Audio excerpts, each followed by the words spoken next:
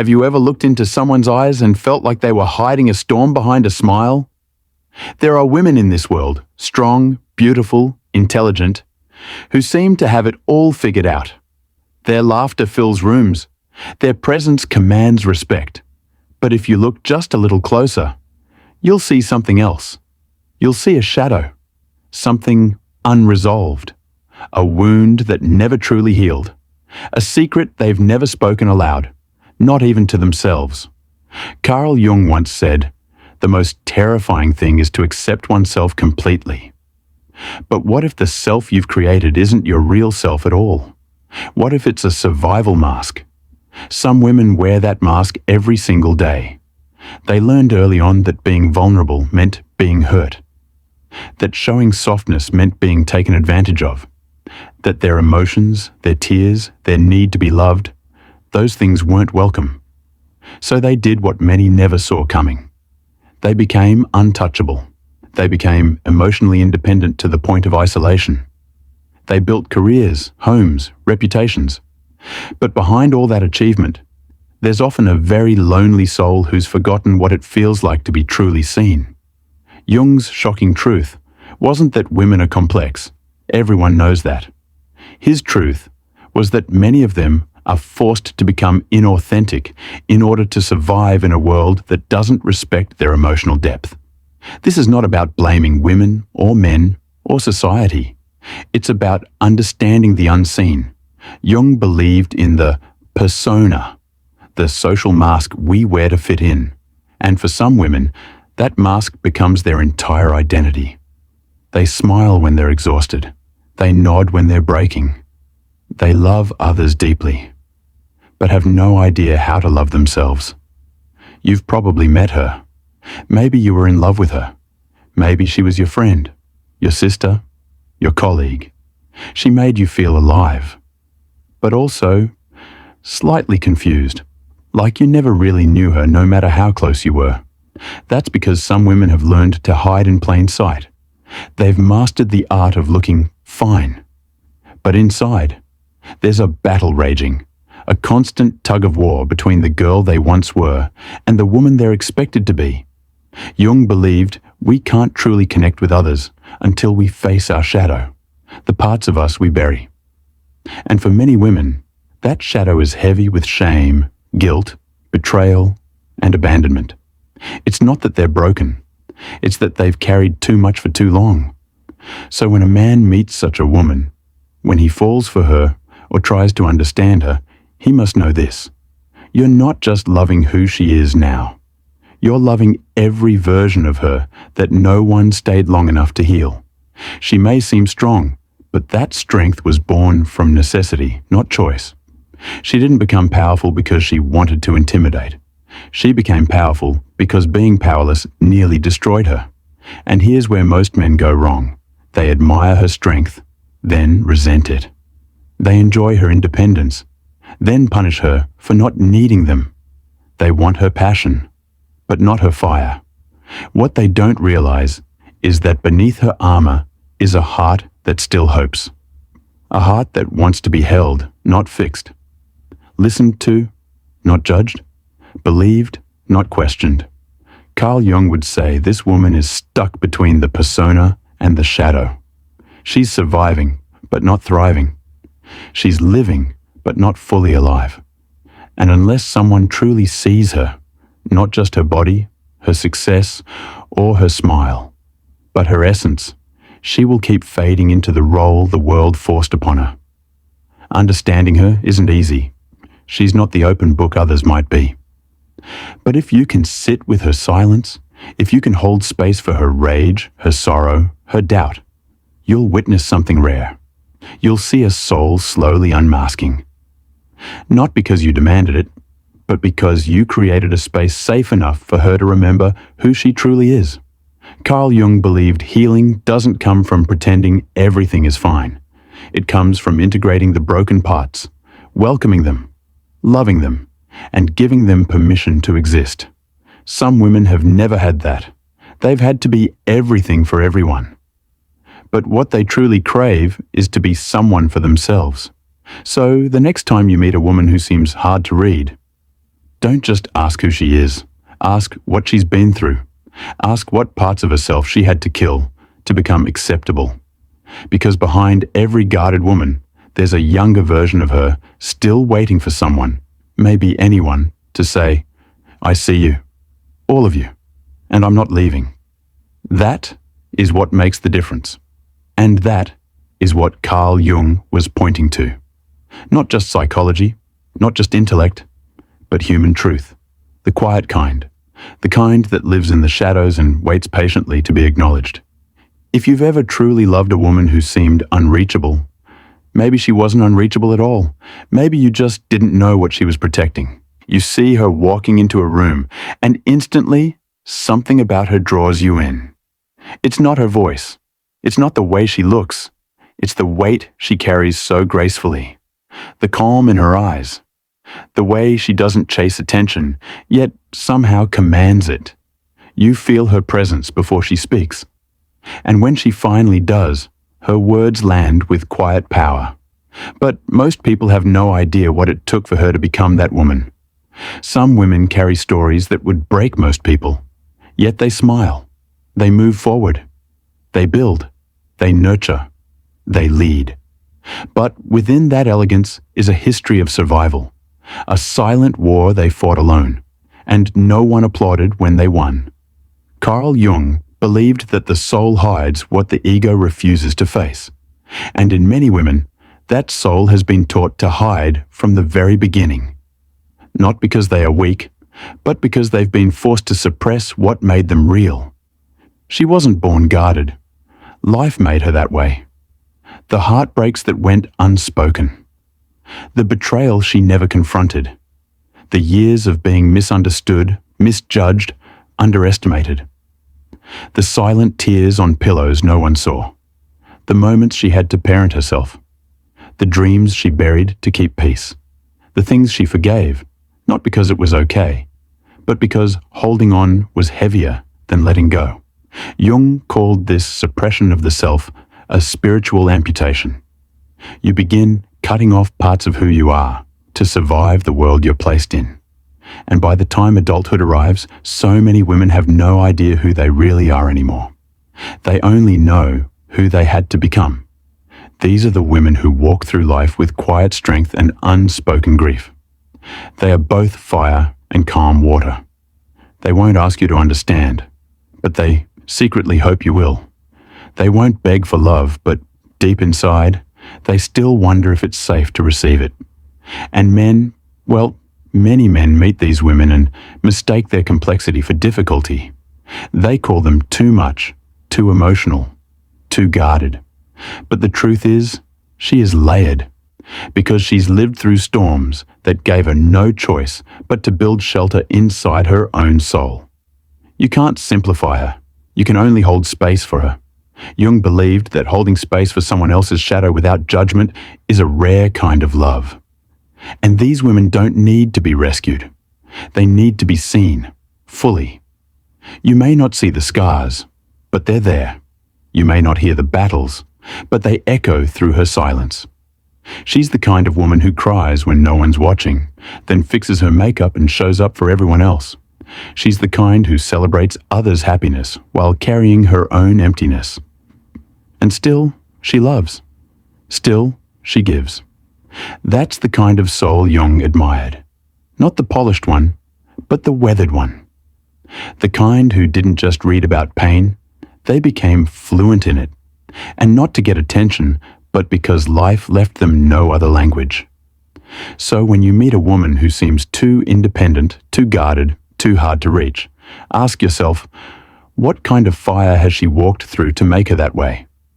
Sometimes, the strongest women are the ones who had no choice but to be strong. Jung would say that these women carry archetypes, inner patterns shaped by collective memory and personal history. Some carry the wounded healer, the woman who helps everyone else because no one helped her. Some carry the warrior, fighting quietly every day just to stay standing.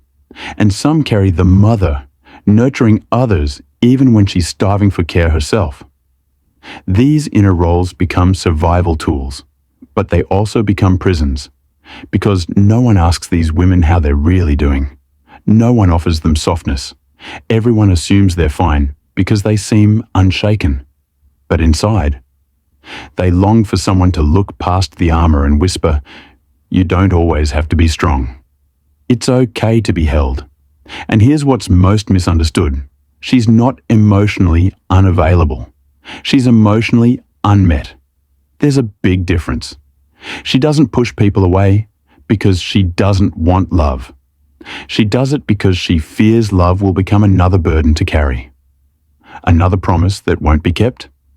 Another illusion that disappears when she finally lets her guard down. And that's where most relationships with her go wrong. Men get frustrated when they can't fix her. But she was never broken. She was just exhausted. Exhausted from pretending, from overthinking, from trying to balance strength with softness, from carrying silence like its armor. Jung would say that the path to wholeness is not through control, but through understanding. And if you can understand the woman who built herself from the pieces no one saw fall apart, you will know what real resilience looks like. These women don't show off their pain. They transform it into wisdom, into boundaries, into deep empathy for others. That's why they're so magnetic. You may not be able to explain it, but your soul recognizes someone who's been through darkness and still chooses to be light. But let's be clear. This kind of woman won't beg for love. She won't entertain people who only want the surface of her. If you can't meet her where her soul lives, you won't last. Not because she's arrogant, but because she's done shrinking to fit into spaces that don't feel safe. Carl Jung said, "The privilege of a lifetime is to become who you truly are." And these women? They've earned that privilege with silent battles, private growth, and endless nights of rebuilding. They may be quiet, but they are never weak. They may be guarded, but their hearts still long to open. Not for anyone, but for someone real. If you want to be close to her, don't ask her to prove herself. Prove to her that she doesn't have to. Prove to her that your presence isn't another test. That your care isn't conditional, that your love isn't performative. Because once she knows she's safe, she'll show you parts of herself the world never gets to see. And when that happens, when she finally lets you in, you'll realize you're not just loving a woman. You're loving a soul that has bled quietly and still chose to blossom. By the time a woman becomes this version of herself, quietly powerful, emotionally guarded, fiercely independent, something inside her has already died and been reborn. She is no longer the girl who waited for someone to understand her without words. She no longer cries in the presence of people who ask out of politeness but never stay long enough to listen. She doesn't beg for time, nor does she chase for love. She has learned that people who truly care don't make her question her worth. But even after all that strength, there's still a part of her that waits for someone who looks deeper, who doesn't get scared by her silence, who doesn't confuse her strength for arrogance or her independence for coldness. Someone who sees not the mask, but the woman beneath it, the soul behind the armor, the softness behind the storm. Carl Jung believed that the deeper truth about people often lies beneath their defense mechanisms. And for some women, those defenses were built not for attention, but for survival. Brick by brick, pain by pain, year after year. She became her own protector because no one else showed up consistently. She taught herself to hold her heart tightly because too many hands dropped it. She silenced her needs because every time she spoke, she was told she was too sensitive, too much, or simply wrong. And yet, she kept going. There's something divine about a woman who keeps showing up in the world despite how much it's tried to erase her. She still smiles, she still helps, she still gives. But here's what Carl Jung wanted men to understand, and this is the most shocking truth of all. When you truly see her, when you genuinely listen, when you let her unfold without rushing her, she becomes someone even she forgot she could be. She becomes warm, playful, vulnerable, open. Not because you changed her, but because you didn't try to change her. You met her as she was, and you stayed. That's all she ever needed. Not perfection, not poetry, not grand gestures, just presence. But be careful, because once she sees that you're not sincere, once she feels even a flicker of emotional instability or performative love, she will shut that door again.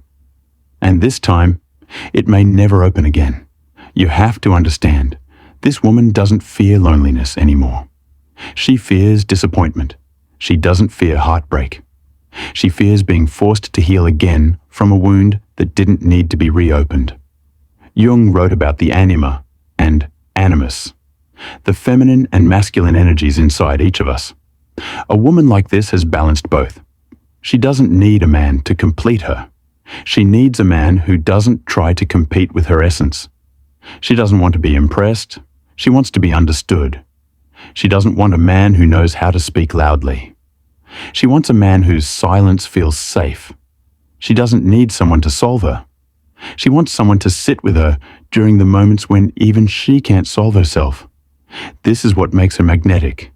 It's not her beauty, though she may be stunning. It's not her words, though she may speak with power.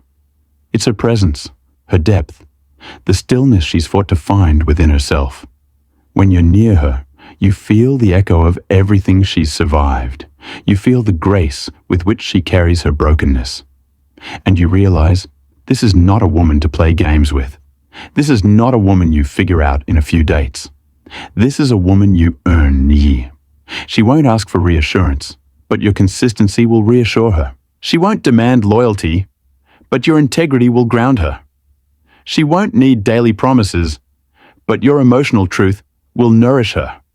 Carl Jung said, "Until you make the unconscious conscious, it will direct your life and you will call it fate." And for many men, they lose women like this and call it fate. They don't realize they were standing in the presence of a mirror, a woman who reflected back their own emotional unreadiness. She didn't leave because she was complicated. She left because you weren't simple enough to be real. You see, the shocking truth is, some women don't want to be loved for their strength. They want to be loved in their softness. But the world only claps when they're powerful. And so, they continue hiding. They continue apologizing for needing, for breaking, for asking too much. But a man who sees her truth, who sees her soul, even when she hides it, will witness a kind of love no words can ever explain. Because when a woman like that finally trusts you, you don't just receive her body, her laughter, her attention. You receive her silence, her pain, her dreams, her past, her healing. You receive all of her. And that is rare. That is sacred. So if you ever find yourself close to such a woman, slow down. Stay. Ask her what she's never been asked. Listen when she doesn't know how to say it right. Give her space when she needs to disappear, and a soft place to land when she comes back. Don't love her loudly. Love her deeply. Because some women aren't asking to be saved. They're just asking to be seen. If this spoke to your soul, share it with someone who needs to hear it and subscribe to our channel Cognit Haven.